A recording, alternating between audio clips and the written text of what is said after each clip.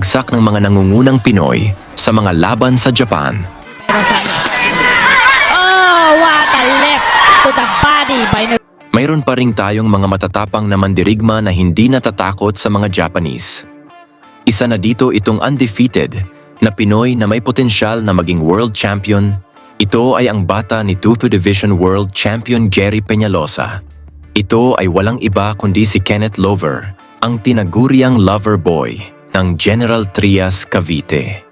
May record siyang 13 panalo, walang talo at 7 knockout sa edad na 21 taong gulang.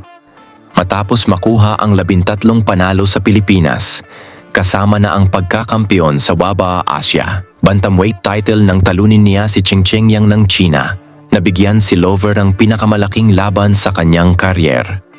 Nitong December 15, 2024, lumipad ang kanyang kampo patungong Japan upang harapin ang Japanese boxer na si Tulio De Canarudo na may record na 8 panalo, 2 talo at 4 na knockout.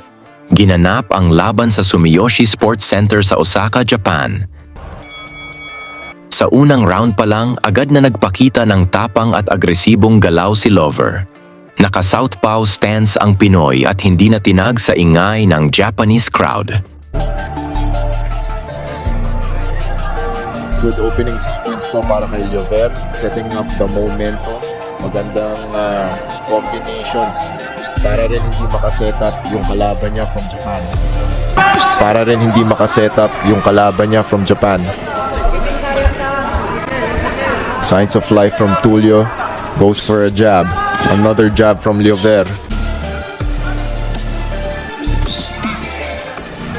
That is a jab in the straight from Lover. Good setup with the hook. Papasok. And down goes Tulio in the very first round. Dahil sa mabilis na kombinasyon ng suntok ni Lover, tuluyan niyang napabagsak ang Japanese boxer.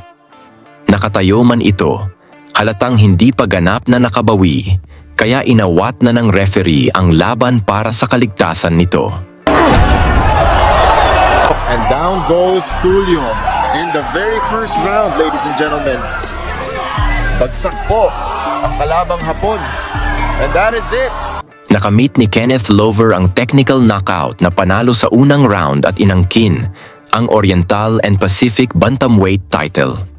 Tungkol sa kanyang pagkakapanalo, may chance kaya si Kenneth Lover na maging world champion sa hinaharap? Pag-usapan natin ito sa ibaba. Huwag kalimutang isama ang inyong lugar sa para malaman natin kung hanggang saan umabot ang balitang ito. Lagi niyong sundan, huwag magpapahuli. Pag-usapan ni bakbakan, balita niya at laban. Mga Pinoy na di nagpapagapi. Salamat sa mga suporta na lagi nandyan.